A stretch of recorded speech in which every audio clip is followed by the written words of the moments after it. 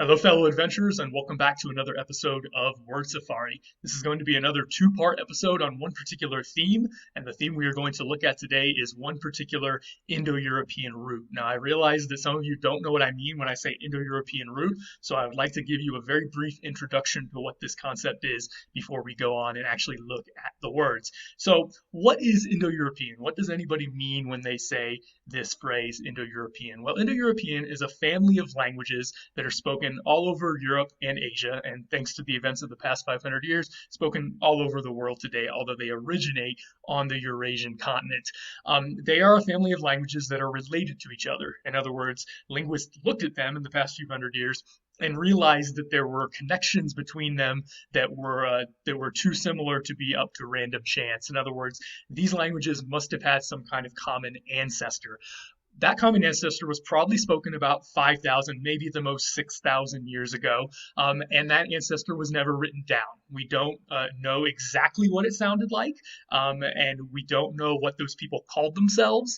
So we call them Indo-Europeans because their languages ultimately ended up mostly in Europe. That's the European part, and India and South Asia, and that's the Indo part, but that's not necessarily what they called themselves. However, we call them Indo-Europeans today for convenience, and they spoke a language that we call Proto-Indo-European. Proto just comes from the Greek that means the first version or the earliest version or something like that. So this language was spoken 5 to 6,000 years ago. As far as where it was spoken, there's been a lot of controversy about this over the years, but we're pretty sure that it was spoken in the area of modern day Ukraine or southern Russia. This is what a lot of the archaeological and linguistic evidence is pointing us to, even though there is still some controversy and you can find other opinions about that. For my money, that's probably where the language was spoken. So what happened is that there was a group of people who was speaking this language right there on the steppes of Russia and Ukraine, and they fanned out in mostly two directions, to the east and to the west. They fanned out into Europe, and that's why most European languages today are Indo-European languages. They are descended from Proto-Indo-European, and they also fanned out to the east and to the southeast into what is now Iran and India, and that's why Indo-European languages are spoken there as well. Now, we could really go into depth, into a lot more depth with this, but I just want to give you a basic introduction as far as what I mean when I say Indo-European root. An Indo-European root is a word that these people used. Now, again, how do we know anything about the words that these people used since they didn't write anything down or leave us any other historical trace other than archaeological evidence that doesn't have any writing in it? The way we know is because we can look at languages that are Indo-European languages, like English, like any of the Romance languages that descend from Latin, like Greek, like Sanskrit or Hindi, or those languages of India or Iran. And we can basically try to reconstruct roots from those daughter languages. This is very similar to what we see in the field of biological evolution, where we look at daughters, in other words, species that have descended from something, and we try to figure out what a particular common ancestor might have looked like looking at particular traits. This is basically what the science of historical linguistics does, and this has always been one of my favorite fields, so I love talking about it. So again, that might sound like mumbo jumbo when I say Indo-European root, but really I just mean a word that was used in this language that was spoken, again, 5 to 6,000 years ago, probably in what's now southern Russia and Ukraine. So Indo-European was a very flexible language, and it had roots like reg. That's usually what an Indo-European root would look like. Usually it would be one syllable. And onto that syllable, you could put stems and endings, and those would sort of fill out the meaning of the particular root. So the basic meaning of the root reg, which is what we're going to be looking at in this video and the next video, is straight. But you could do different things with that root depending on what kind of stems and endings you put on the end of it.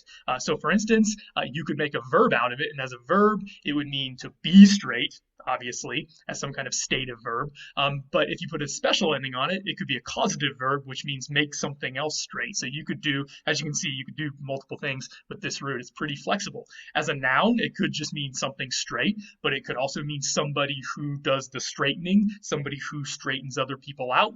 And of course, as an adjective, it would probably just mean something like straight. So you can see how flexible this root was, just like other roots were in the Indo-European language. So because it was so flexible, it left a lot of footprints in the daughter languages because the daughter languages use this root in many different ways to express many different terms. And this is where we get so many words in English from today. In fact, we get so many words from it that I've decided, like I said, to split this up into 2 videos because there really is a lot of pretty cool stuff to talk about here. So this is going to be our point of tangency with previous videos. So if you've already watched any of the previous videos that I posted here on Word Safari, you've already heard me talking a little bit about this theme, and this is going to be the only repetitive material here in this particular topic that we're looking at. So the Latin word rex, which we have talked about already, comes from this reg root. Rex is really just reg plus an S ending, which was like a noun ending in Latin. And that was the regular word for king. We talked about this with T-Rex. We talked about this as one of the leader words that we looked at in the past couple of safaris that we took. And this is not an accident because, of course, the Rex, the king, is the person who straightens other people out. He's the one who is in charge. He's the one who is supposed to be dispensing justice, at least if he's a good king, making sure everybody stays on the straight and narrow. So you can see how this reg root could give birth to words that mean something like king or dispenser of justice or something in the daughter languages. We also mentioned in the last couple of videos that we get words like regulate from the reg root, and this comes from Latin. So in Latin, the reg root gets used in this way, in multiple ways, both to mean king and to mean something straight or something that you measure other things by. And you can see how regulate ultimately comes from that. We also mentioned that rule comes from Latin through French, and French basically just got rid of the middle syllable and the G and tightened it up from regulate to rule. Okay. So let's talk about some other words in other Indo-European languages that also come from this reg root. Sanskrit is the ancient language of India. It's kind of like the Latin of India, if you don't know about it. So Sanskrit is a very old, very well-preserved Indo-European language. And by studying Sanskrit, we can learn a lot about what Proto-Indo-European probably looked like. Now, one sound change that happened in Sanskrit, and when I say sound change, I mean a mutation of how words sounded. One sound change that happened in Sanskrit is that most of the G's, the G sounds in Indo-European became J sounds. Not a very big difference, of course, but it shows up in the spelling. So reg became Raj.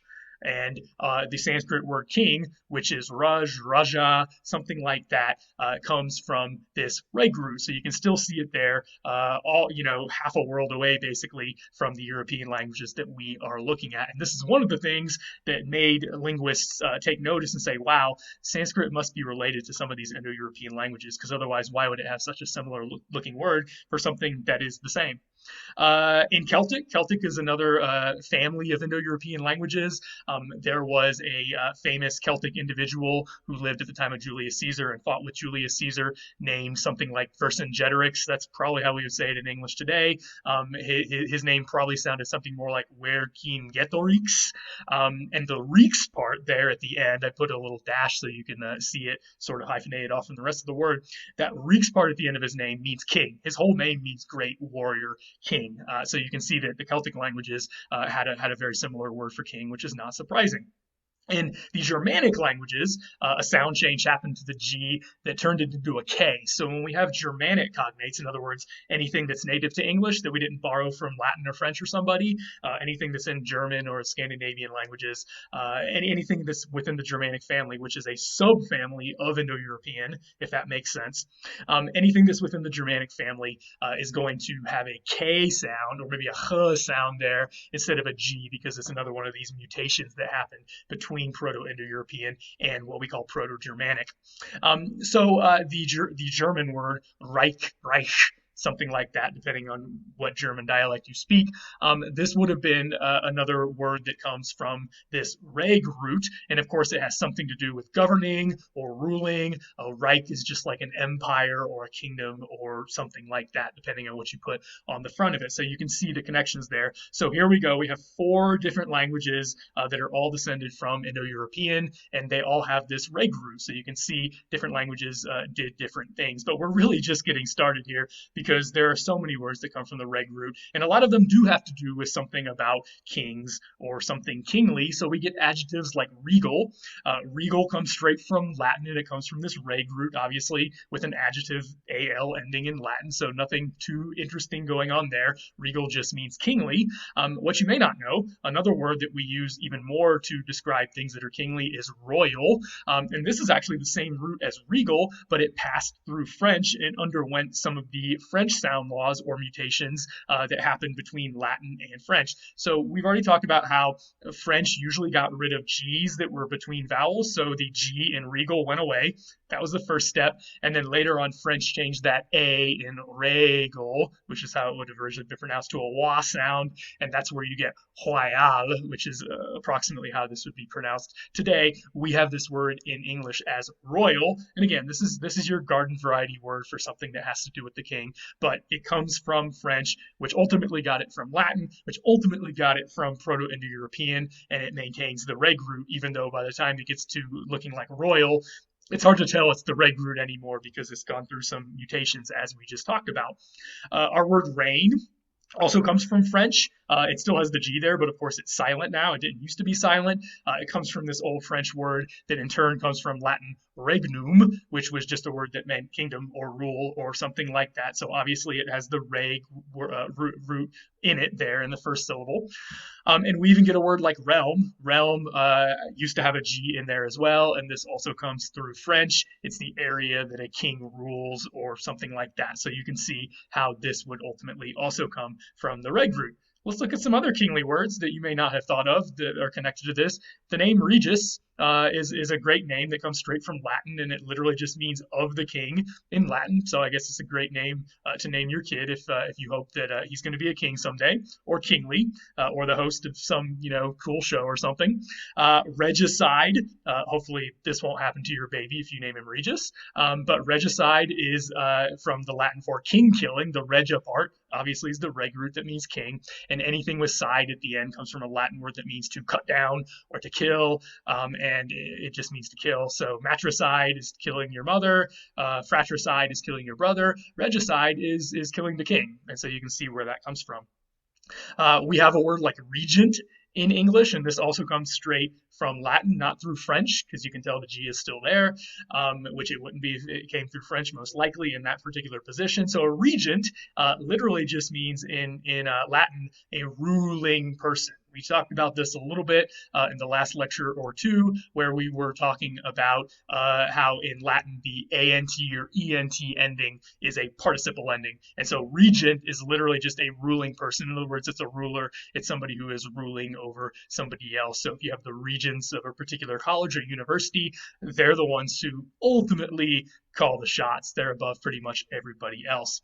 And then you even get a word like region, where it has this reg root, and you might be like, okay, where does that come from? How does that come from the reg root? Well, this also comes from Latin, and the original meaning of this word was an area that is ruled by a ruler. That's a region. Now, of course, ultimately, that word came to mean something a little more general, a little more broad. A region can just be any area, whether it's ruled by one ruler or not. But that is how the word and the root made its leap from something having to do with kings to something having to do with some geographical area. So you can see how, as we trace this root, we're kind of tracing its semantic development, and it's not always predictable in what direction the semantics are going to evolve. Speaking of which, another word that comes from this that is related to this idea of kingship is rich. Rich actually comes from this reg root, and interestingly, we probably get this from two words that were very similar, that both meant the same thing, that come from a word in Germanic that has to do with kingly.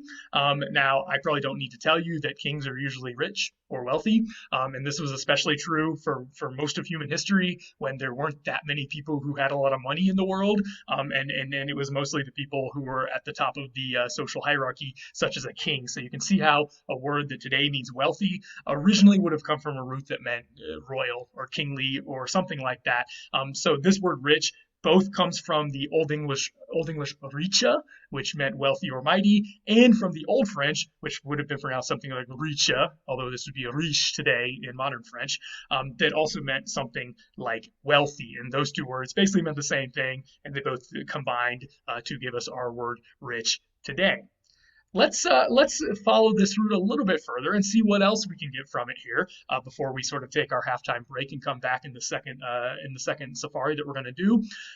Let's look at the Latin word regimen, and again in Latin all G's were hard, so even though we would like to pronounce this regimen, and we do today in English, this would have been regimen or something like that in Latin. Now, in Latin, this word meant rule, guidance, government.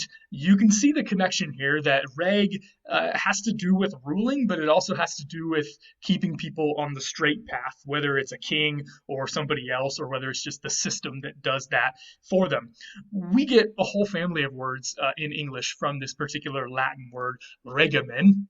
We get the word regime. A regime is a group who keeps people on the straight and narrow. It's a ruling body. It's a governing body, something like that. So literally a regime, etymologically speaking, is a group who straightens other people out. You add one letter to that, you get regimen, which is exactly like the Latin word, and that is more like a plan by which you straighten yourself out. So if you're on a diet, you might call it a regimen because there's no king ruling you, but you're ruling yourself. You are straightening yourself out. You're making sure that you do what you need to do to achieve your goals. You're disciplining yourself, right?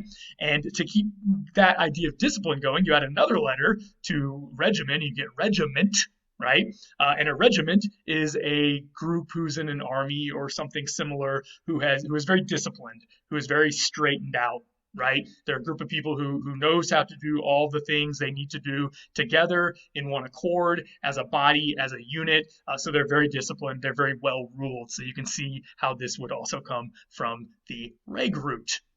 Interestingly, to keep this idea going of things that have something to do with straightening somebody out or straightening yourself out, we get the word reckon from the reg root as well. Now, remember I told you that in the Germanic languages, that G in the reg root would have normally become a K sound, and so we don't say regan, we say reckon, because this is not a word we got from Latin. This is a word that is native to the Germanic languages, native to Old English and earlier stages of our language. So to reckon, if you are familiar with this word or ever use it, it means to consider, to think about something, to calculate something, to figure something out.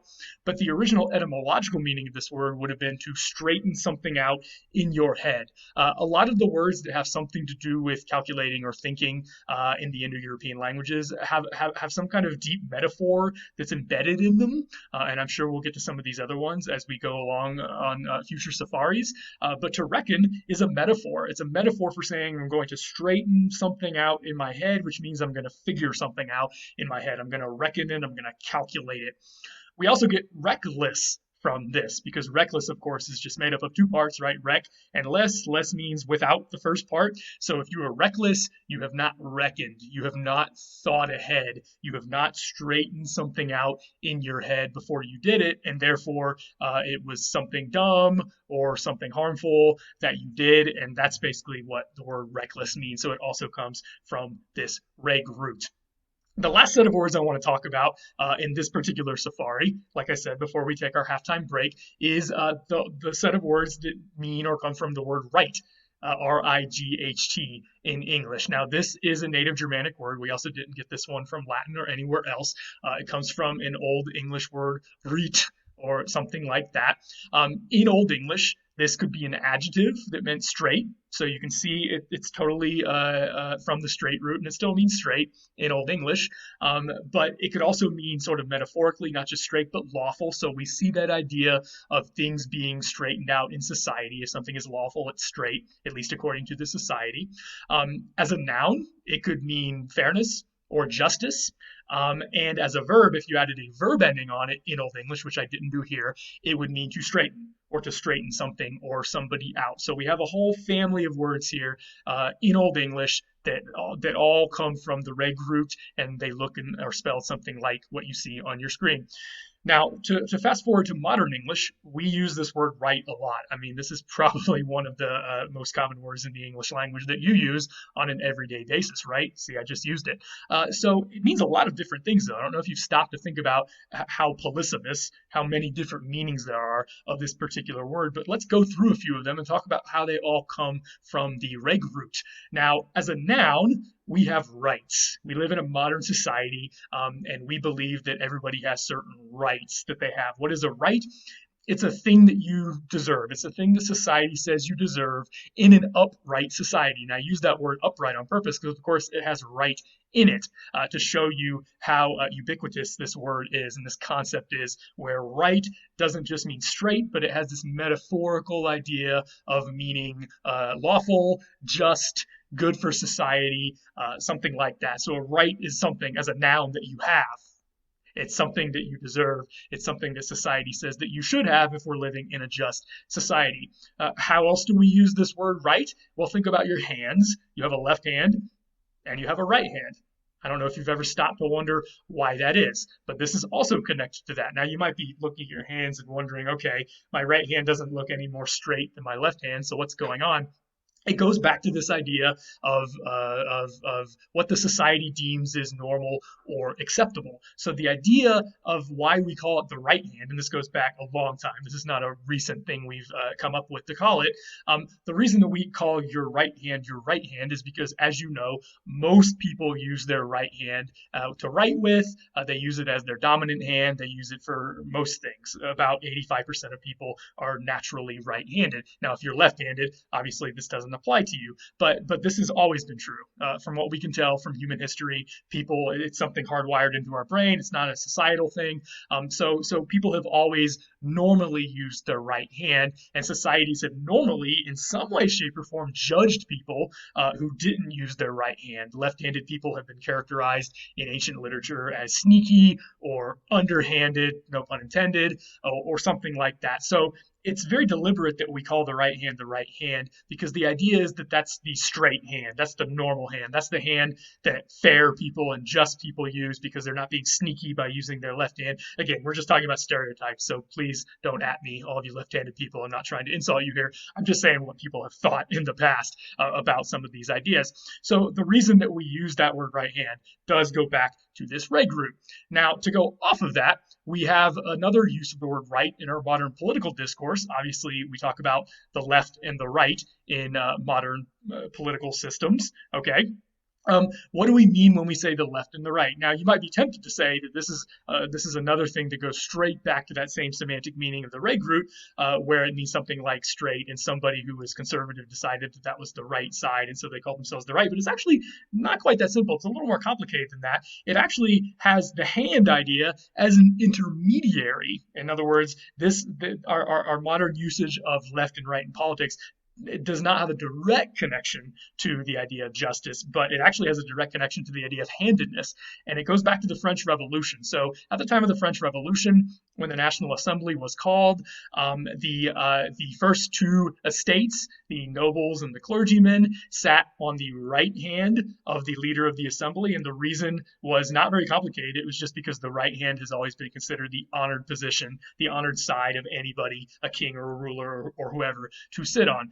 Everybody else, the plebeians and everyone who was in the third estate, who was not part of the ruling classes, they were seated on the left hand or the left side of the ruler. And again, this was based on a position of honor. This was not making any kind of political statement past that at the time. However, as you can probably imagine, the nobles and the clergymen were more conservative. They wanted to conserve things and preserve things the way they were because obviously they had the money, they had the power, and they didn't want to change it or give it up too much. Whereas the people on the left side were more interested in radical changes. And from that particular historical moment, we get the idea of people on the right being more conservative and people on the left being more interested in some kind of change from the status quo. So when we call people left and right as far as politics are concerned, we're actually talking about handedness. And that handedness idea goes back to the idea of straightness. But there is an intermediary there between the politics and the idea of straightness. Now, let's talk about one more thing here. And this is probably the way that you use the word right most in your everyday life. When you say something like right, you don't mean something you deserve in an upright society. You don't mean the normal hand. You're probably not even usually talking about politics. Normally, when you say this word, you just mean correct. And it's something that you just say without even thinking about it in response to somebody. Why would the word right mean correct? Of course, it means that which is straight, It's something that is not deviating to the left or to the right. There's that word right again. And it means correct. Now, this is going to be where we take our halftime break because this word correct, this one word correct, is going to catapult us into a whole nother family of words that come from the reg root. Because if you look carefully at that word correct, you can actually see the reg root hiding in there. That rec is actually the reg root. So in the second half of the safari, we're going to look at a whole family of words that come from Latin that all come from the reg root and compounds in Latin that have something to do with the reg root. So let's talk then.